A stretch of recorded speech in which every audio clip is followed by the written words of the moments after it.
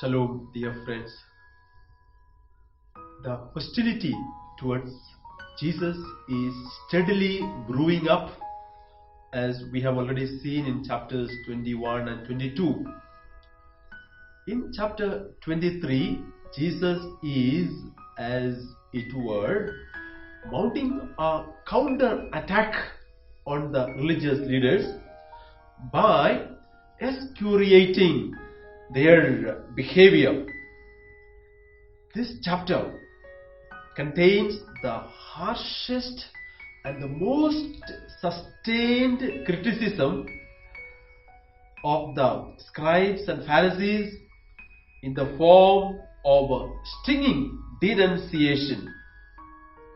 The scribes and Pharisees represent Matthew's most favorite description of Jewish magisterium.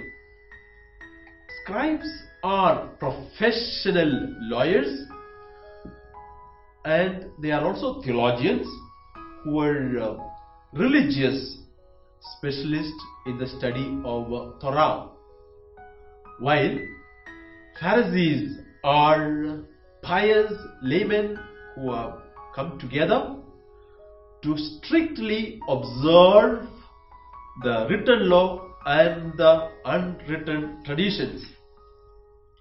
We begin in chapter 23 with reference to the scribes and Pharisees sitting on Moses' seat. Moses' seat is the image of the teaching authority. There is actually a stone seat called the seat of Moses, placed on synagogue, representing the authority of Moses. In Greek it is cathedra, meaning chair.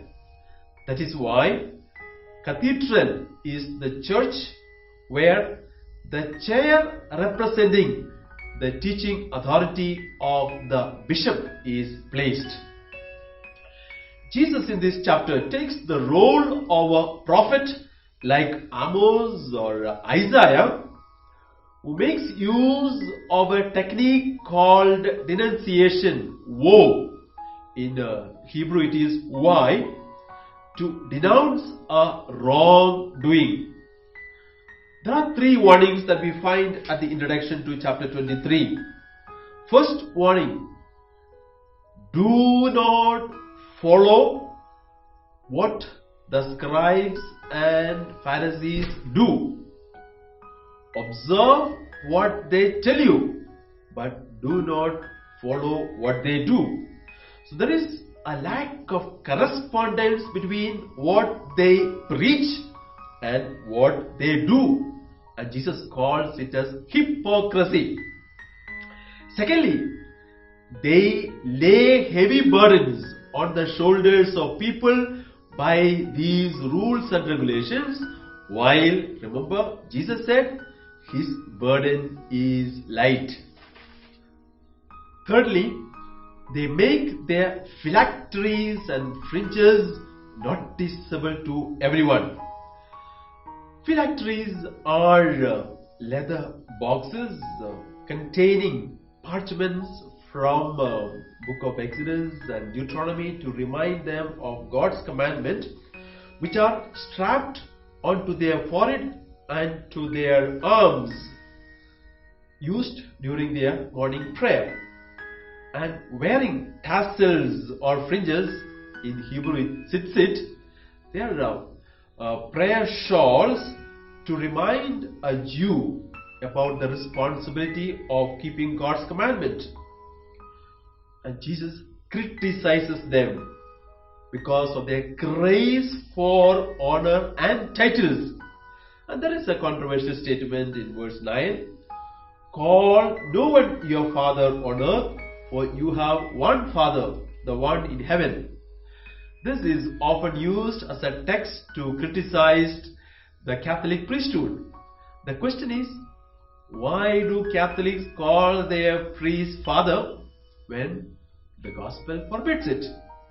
I think this is to be understood in the context of the passage, denouncing the craze for power and titles. Jesus always used this term when people had a craving for power and positions, a place of honor. So the issue is not just avoiding the name Father, but avoiding domination by making use of titles. In the New Testament, the image of the Father was still relevant. Saint Paul, for example, used to call himself Father in the first letter to the Corinthians, letter to the Philippians. So it's a metaphor that he used. So even the Catholics call the priest out of respect for the office of the priesthood, because the priest forms a part of the community. We come to the denunciation. There are 7 of them. In chapter 5 we saw the Beatitudes. In fact, Luke keeps the Beatitudes and the woes or curses together. In Matthew, the entire chapter of 23 consists of 7 woes. So, Jesus calls them hypocrites. Hypocrites, as we have seen, actors. And the term used more pejoratively in the sense of people who are fraud, actor, putting on a mask to assume another personality. So these 7 woes are scathing attack on the Jewish leadership. So first one, a leader is meant to lead people into God's kingdom. Instead, they not only do not enter, but prevent others from entering the kingdom. And second woe is about the Pharisees trying to bring Gentiles into Pharisaism, and they become diehards and zealots, but they also become twice misguided people, and Jesus calls them children of Gehenna, meant for hell, while disciples of Jesus are called children of God.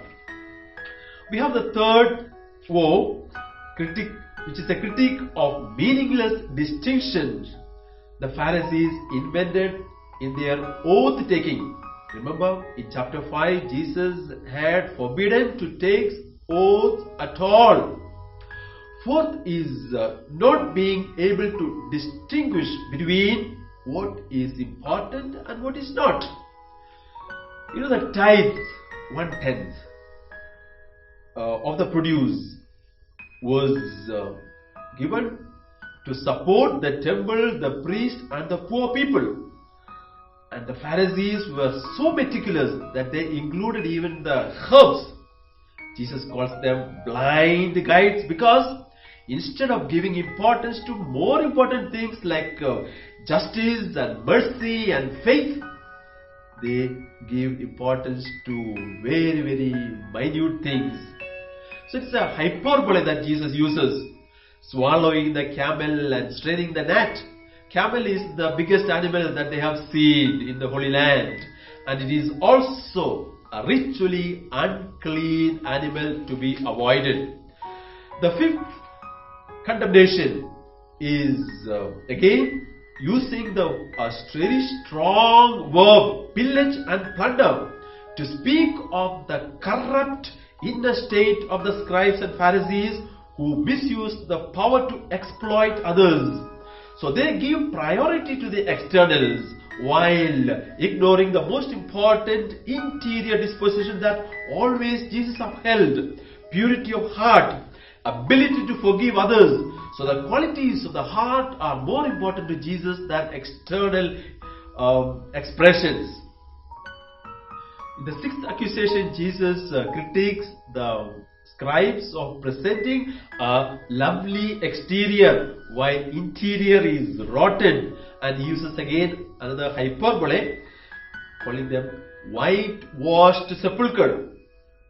In the sepulchre, it's all putrefied decay, and because of the ritual impurity, the tombs were whitewashed so that people would not trample over it. And Jesus makes use of this hyperbole to characterize the Pharisees who give importance to exterior. And finally, they pretend to honor the prophets and righteous ancestors today, while They have been killed by their ancestors. So all righteous people from Abel to Zechariah have been killed. Today they are honored by the descendants of those murderers. And responsibility for innocent blood is a theme that is coming up in the Passion narratives. And finally, Jesus concludes this chapter with a lament over Jerusalem. This is a poignant image of a mother bird yearning to gather together her rebellious young under her wings, a theme which is prominent in several parts of the Bible. Here we see the craving of Jesus to gather together the people, God's mercy. And that will be reflected in the coming chapters where we introduce the Passion narratives. May God be with you.